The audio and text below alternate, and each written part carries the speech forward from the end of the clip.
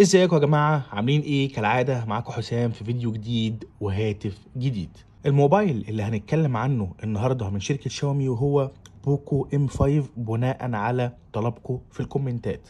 شركة شاومي أطلقت هواتفها الجديدة ضمن سلسلة الأم الموجهة للفئة الاقتصادية والمتوسطة زي الهاتف اللي هنتكلم عنه النهاردة بالظبط. فتعالوا زي ما احنا متعودين دايما نتكلم ونتعرف على جميع مميزات الهاتف والمواصفات والعيوب والسعر وايه اللي موجود داخل الكرتونة بتاعته ونقاط القوة والضعف علشان إذا حبيت تشتري التليفون ده في يوم من الأيام. قبل ما نتكلم على التصميم وعلى كل حاجة تعالوا زي ما احنا متعودين نفتح الكرتونة ونشوف ايه اللي بيجي مع الشاومي بوكو ام 5 او ام 5. بسم الله الرحمن الرحيم. نفتح الكرتونة زي ما احنا متعودين. طبعا زي ما احنا متعودين دايما بيكون في كفر شفاف موجود في التليفون. تعالوا نشوف. ده الدبوس المعدني اللي بركب بيه شرائح الاتصال، وده كتيب التعليمات والكفالة بتاعة الهاتف، وده الكفر الشفاف دايما اللي بيجي هدية مع الموبايل. اما باقي اغراض الكرتونة دايما هيكون في واير الشحن اللي هو USB تايب سي علشان يدعم الشحن السريع، وادابتر الشحن اللي قوته 18 واط هنتكلم عنه بالتفصيل لما نروح لنقطة البطارية.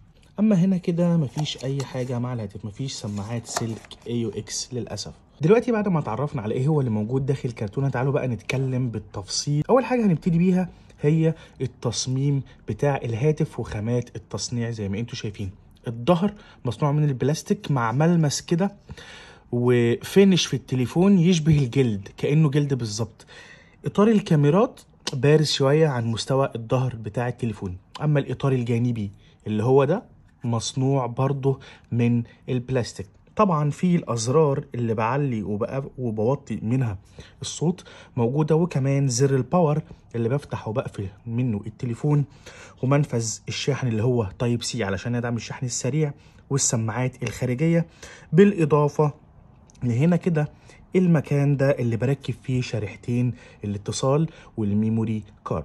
الواجهة الأمامية فيها نوتش صغير زي ما انتم شايفين كده، موجود فيه العدسة بتاعة السيلفي، وموجود حافة سفلية كبيرة تحت كان ممكن نستغلها في الشاشة. ألوان الجهاز بيجي باللون الأسود اللي انتم شايفينه ده، وبيجي باللون تاني أخضر وأصفر. وزن التليفون 201 جرام. البوكو ام 5 بيدعم شبكات الاتصال الجيل الثاني والثالث والرابع. حجم الشاشة اللي موجودة فيه هنا 6.8 انش، يعني كبيرة. نوعها IPS LCD ودقتها 1080 في 2400 بكسل بكثافة بكسلات 401 PPI بكسل في البوصة الواحدة. وعلى فكرة الشاشة دي بتستحوذ على 83% من الواجهة الأمامية للتليفون. أما معدل تحديث الشاشة فهو عالي لأنه 90 هرتز. أقصى سطوع للشاشة دي 500 شمعة. والجميل إن الشاشة عليها طبقة حماية من الجوريلا جلاس 3 علشان يحمي التليفون من الصدمات ومن الخدوش والبصمات. خلينا ننتقل لنقطة مهمة جدا وهي المعالج بتاع الهاتف او البروسيسور، يعني بيخلينا نتنقل بسهولة داخل التليفون. المعالج من شركة ميديا تك تايوانية، شركة ميديا تك، واسمه ميديا تك هيليو جي 99 معمارية 6 نانو اوكتا كور. معالج الرسومات اللي موجود فيه ميل جي 57 ام سي 2، نفس المعالج بالظبط اللي موجود في هاتف انفينكس 020 وتكنو بوفو 4 برو. البوكو ام 5 بيشتغل بنظام او بواجهه تشغيل MIUI 13 مبنيه طبعا على نظام تشغيل اندرويد 12 الاحدث في الفئه السعريه دي. ودي بتفيدك بايه؟ بتخلي التليفون يوفر بطاريه بقدر كبير. زي ما كنا بنتكلم هنا كده بصمه الاصبع مدرجه في زر الباور اللي بفتح وبقفل منه التليفون، او لو مش حابب ممكن نخليه بصمه الوجه عن طريق الكاميرا الاماميه اللي موجوده هنا، او ممكن اقفل التليفون وافتحه من خلال الطرق التقليديه العاديه زي اني ممكن اعمل باسورد للتليفون او اقفله برقم سري وهكذا. مساحه التخزين بتاعه الهاتف بيجي منه مساحات او نسخ كتير. في عندك نسخه 64 جيجا مع 4 جيجا رام، وفي عندك نسخه 128 جيجا مع 4 جيجا رام، وفي عندك نسخه 128 جيجا مع 6 جيجا رام زي اللي معانا دي.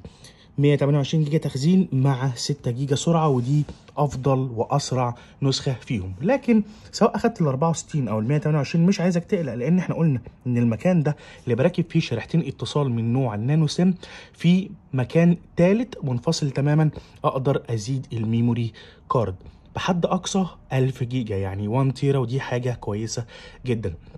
البوكو ام 5 بيحتوي على مجموعه من المستشعرات زي التقارب والتسارع، البوصله، الضوء، والجميل ان في هنا كده منفذ للسماعه السلك الاي يو اكس. اي نعم ما هيش موجوده داخل الكرتونه، ولكن ممكن تشتريها وتركبها. خلينا ننتقل للكاميرات الخلفيه. زي ما انتم شايفين فلاش ليد مع 1 2 3 عدسات مع الفلاش ليد. طيب العدسه الرئيسيه دي دقتها 50 ميجا بكسل، دي بتدعم التركيز التلقائي، وعندك عدسه ثانيه 2 ميجا بكسل بتاعت العزل وتحديد العمق، وعدسه ثالثه برضه 2 ميجا بكسل بتاعت التصوير عن قرب. لو لاحظتوا هتلاقي ان مفيش عدسه رابعه بتاعت التصوير بزاويه واسعه، ودي من ضمن العيوب. لما ننتقل لعيوب الهاتف هنقولها. طيب بالنسبه بقى للكاميرا الاماميه، هي عدسه واحده بس دقتها 5 ميجا بكسل موجوده في النوتش اللي فوق ده، للاسف دقتها قليله جدا. طيب لو هتصور فيديو سواء بالكاميرا الاماميه او بالعدسه الخلفيه، اعلى تقنيه معاكي 1080 بكسل اللي هي فول اتش دي. طبعا الكاميرا الخلفيه فيها بعض المميزات اللي موجوده في اغلب الهواتف دلوقتي زي البورتريه، اتش دي ار، اعدادات الاي اس او، الحاجات دي كلها موجوده في الكاميرا الخلفيه. البوكو ام 5 مزود بمستقبل الراديو الاف ام عشان تقدر تشغل جميع المحطات الاذاعيه القريبه منك بدون ما تكون متصل بالانترنت او مش معاك انترنت.